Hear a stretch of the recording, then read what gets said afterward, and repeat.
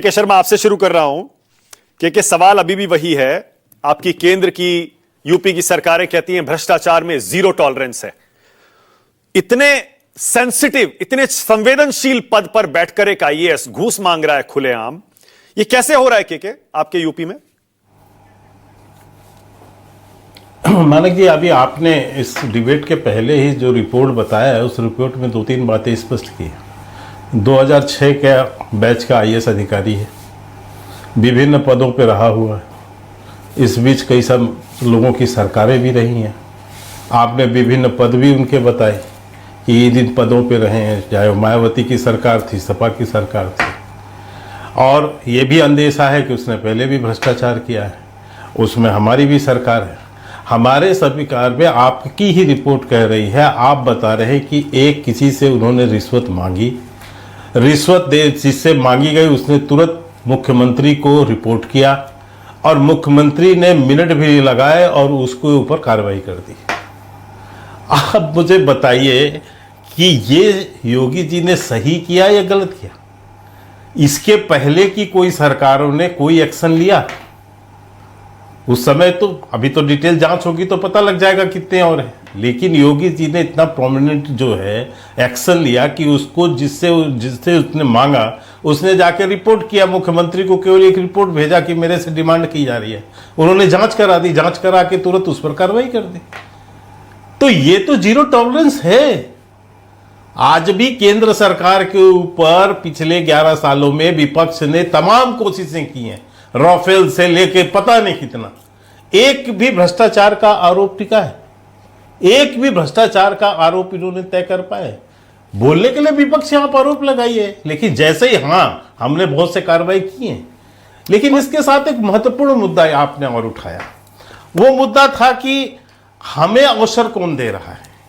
हमें अवसर, तो मैं तो आश्चर्यचकित हूं मानक जी, विपक्ष को हो क्या गया है? ये इतना आपाक हो चुके हैं विपक्ष।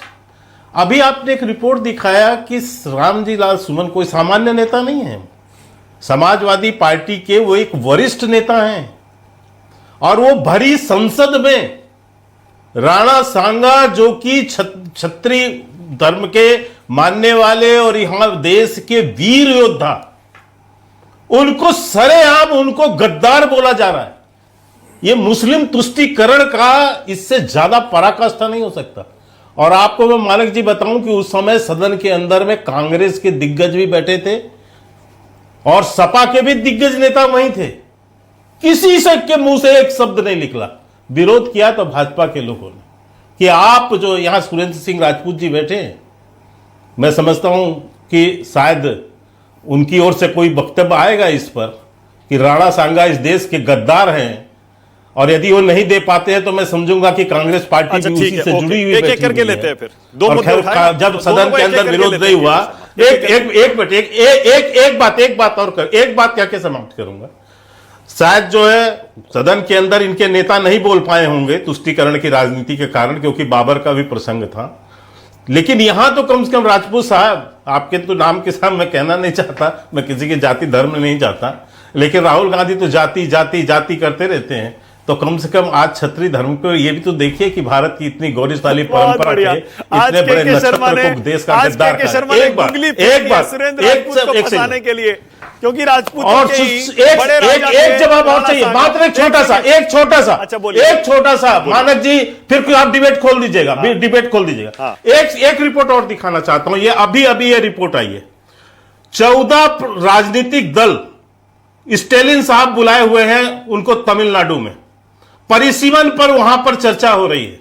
उसमें कहा जा रहा है कि जनसंख्या हमारे यहां कम, हमारे यहां है, इस कारण से हमको परिसीमन में। उस बीच एक बयान आता है, वो बयान किसका है? डीएमके नेता दुरई मुरुगन का। वो कह रहे हैं तमिलनाडु के मंत्री ने उत्तर भारतीयों पर सुअर जैसे बच्चे पैदा करते हैं। उत्तर भारतीय, उत्तर प्रदेश और बिहार के लोग सुअर जैसे बच्चा पैदा करते हैं।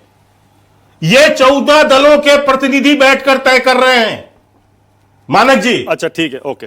इनको समझना पड़ेगा, ये समाजवादी को कांग्रेसियों को, आरजेडी के, ये सबके प्रतिनिधि बैठे हैं वहां ओके, तमिलनाडु में। आप पूछ लीजिएगा, मैं आपका जवाब और जरूर लूंगा। उत्तर भारतीय आप सुअर दोनों की मुद्दों तरह- पर सुअर सवाल की पूछ तरह बच्चे लीजिएगा। पैदा करते हैं। आप दोनों ये मुद्दों पर भाषा और सवाल ये रुकिए संवाद ना, है। एक सेकंड, एक आप दोनों मुद्दों पर पूछिएगा। सुरेंद्र मैं राष्ट्र चाहूंगा और कि मनोज इसमें काका दोनों आपका जवाब जवाब दें। देंगे, लेकिन पहले एक सेकंड, मेरा जवाब मुझे मिला नहीं।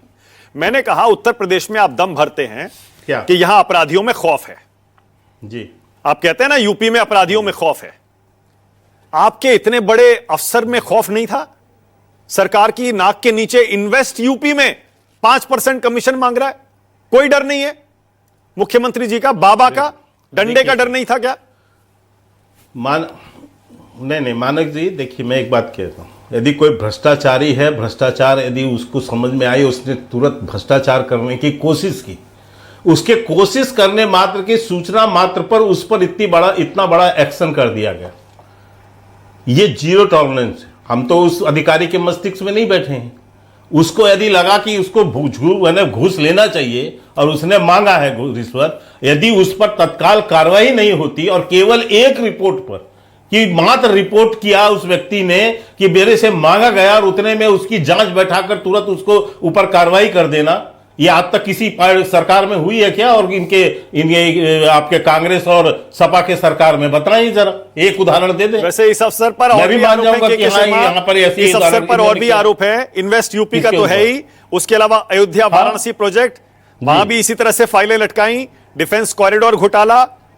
तो मतलब ऐसा नहीं है कि पहली बार कोशिश की होगी, आरोप पहले भी हैं, जांच आप कराएंगे, नहीं। उसकी डिटेल्स पता लगेंगी, तब पता चलेगा नहीं, मैं तो कितना भ्रष्टाचार किया, कब किया, ना, मैं तो अभी कह रहा हूं, मैं तो कह रहा हूं 2006 का आईएएस अधिकारी है। इसके पहले भी जो है सपा के शासन में भी रहा है, उसके पहले वो बीएसपी के शासन में रहा है। कभी तो कोई चर्चा ही नहीं आई ना, ये तो चर्चा ही नहीं आई इनके समय तो कोई मतलब ही नहीं था, क्योंकि ये तो खुद भी खाते थे, सबको खिलाते थे, बांटो ना। इनके यहां कोई शिकायत करने वाला था ना कोई, और शिकायत होती भी थी यदि उसकी भ्रष्टाचार की, तो वो कभी दिखाई, उसका कोई संज्ञान ही लेने वाला नहीं था। ठीक है, ओके। क्योंकि ना अखिलेश यादव को इससे कोई लेना देना था, ना उसके पहले की जो मायावती सरकार थी, वो तो फेमस थी। शर्मा, मैं बस आपसे ये चाह रहा हूं, आप राष्ट्र की बात में आज यूपी के लिए, पूरे देश के लिए यहां से संदेश दीजिए कि आप जीरो टॉलरेंस की नीति अपनाएंगे, इस अफसर की पूरी जांच होगी, और ऐसा नहीं होगा कि अगर आपके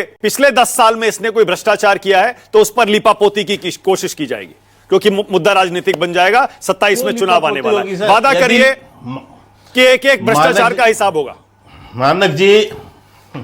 मानक जी मुझे हंसी आ रही। मानक जी, यदि लीपापोती करनी होती तो ये एक्शन क्यों करते?